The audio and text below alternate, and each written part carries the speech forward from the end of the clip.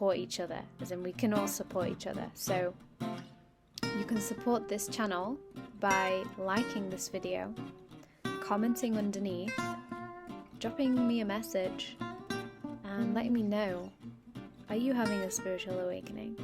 Hi, my name is Jemma Rosenthal, and this is Creative Hearts, helping you live your most fulfilling, creative, and heart-centered life. So the topic I'm going to do today is, are you having a spiritual awakening? So I pulled a card for this, and I wasn't sure whether to do this video, but it said do the work. So it's from Kyle Gray's The Angel Guide Oracle, and it says, being spiritual isn't always easy. It comes with a price, and often that price is time and effort. That is why the angels call it light work, because we have to work our light. This isn't spiritual easy. This isn't spiritual vacation. This is spiritual work. And it does mean that we have to work. Action, effort, surrender, and trust are needed for things to come together. And when this card appears, you have an opportunity to figure out the balance between effort and effortlessness, and understanding that both these energies need to move through your being. If you want to abandon a project or walk away from a situation, this card is letting you know that you are needed more than ever. This isn't the time to run away, this is the time to turn up. When you show up, ready and willing to do the work, you will move up. So, are you having a spiritual awakening? The first question is, what is spiritual awakening? Now, people have different viewpoints on what it is, depending on what religion you come from, what background, what tools you use. So I'm not going to argue around those kind of things, the material tools that you use to awaken. What I'm going to explain is, are you having a spiritual awakening? What are the questions that you can ask yourself? Well, one of the first things is, do you feel connected to something beyond this physical realm? Do you have synchronicities that you experience, like numbers, or people come into your life and you've wanted to see them and then they just appear? Or, you think of something and then it happens. So, for example, there was a time when I went to London and I wanted to see if my friend was there, but for some reason I couldn't be bothered to ring her. So instead, I just asked the universe, I just said, well, if we're supposed to see each other, you can make it happen. And then I didn't really think anything of it. Anyways, I went on the train, and I actually think I saw a friend on the train as well. But then I got off the train, and there was my friend. As in the one I had wanted to see, but hadn't rang. Now, bear in mind, she lives in London, but she doesn't, I don't think she does anymore, but at the time, she lived in London. So the chances of me seeing her were quite slim.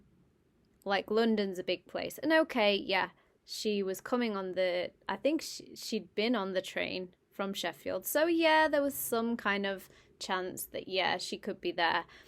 But I think the synchronicity comes in with the fact that I asked the universe before, specifically, to see that friend, but I didn't contact her through the phone.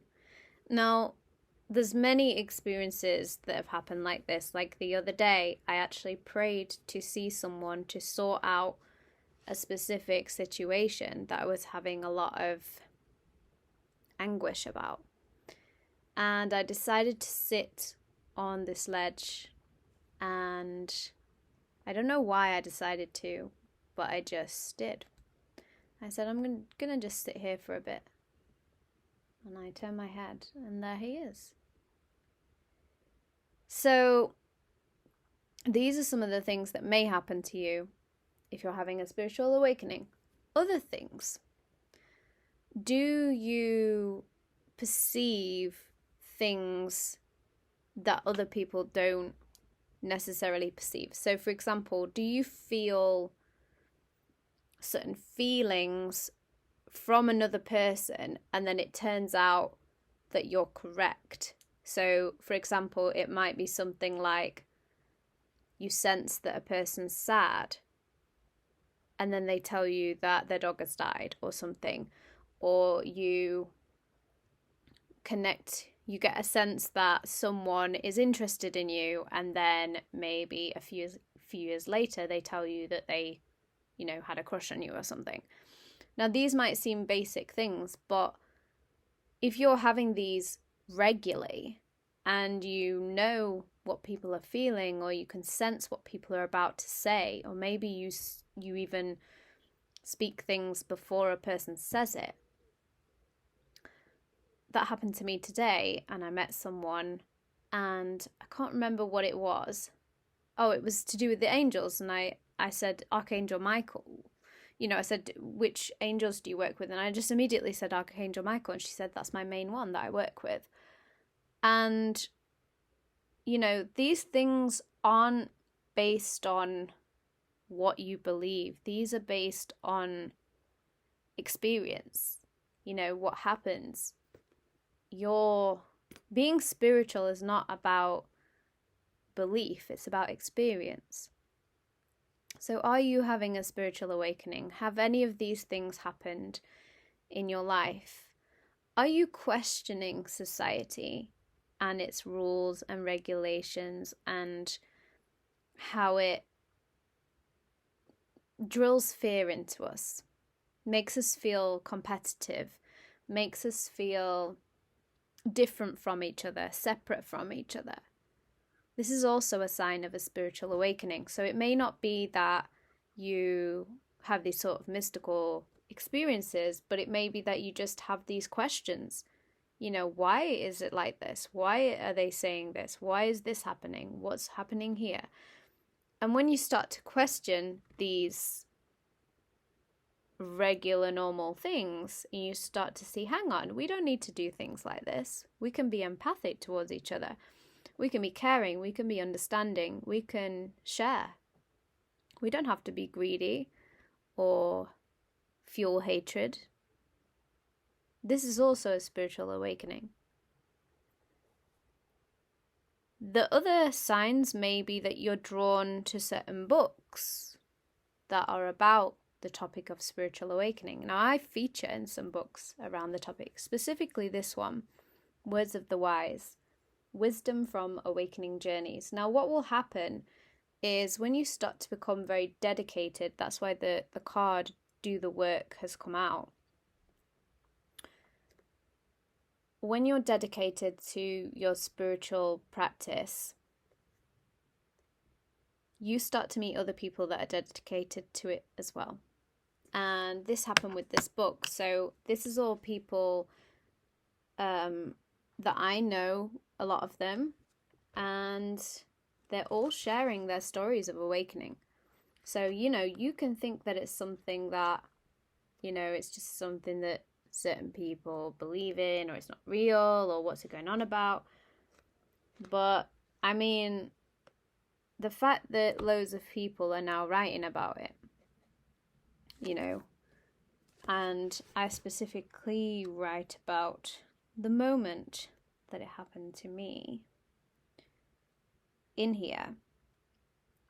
And if you would like a copy, please reach out, and I'm going to be, fingers crossed, having a website soon so that I can sell these much more easily. But do make sure that you're connecting with me on these topics so that I can support you through it. and you can have one-on-ones with me as well. And make sure you check out my videos as well. I've got playlists for card readings, playlists for support for creatives, playlists for finding your voice. It's all there. So my chapter's called A Song to Sing. And I talk about how I had a lot of anxiety. I'm not sure I can do this, I said. Well, maybe I can. I'm pretty good at solving problems. Yeah, maybe I can do this. Then I talked myself out of it. No, I'm no good at things. I'm useless. I'm paraphrasing here. I have no idea what the actual problem was that I was anxious about. This is largely irrelevant in the context here. But the point is, I wasn't trusting myself. I was in fear. You know, said my friend, you do this a lot. And this is the same friend, actually, that I mentioned in the story about London. You find the positives, and then you talk yourself out of it. Suddenly, I was aware of the trees above my head, swaying in the wind, the bench I was sat on, holding me up, and the people walking past the busy park. Yeah, I said. That's true. As I put the phone down, I paused. Why do I do this? I thought. I recognized my habitual patterns of thinking and became aware that I was, in fact, identifying with this thinking. Noticing this, I became, instead, the observer. These were the initial stages of awareness. In that moment, I learnt that my thoughts were controlling how I was seeing the world. I saw that I could change this. I made a decision to change.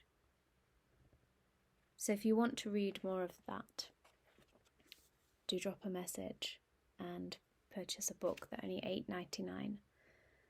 And there's all these amazing stories. Support your communities, support local artists, local people, or independent artists if you're not local to us, but there's people from all around in this book.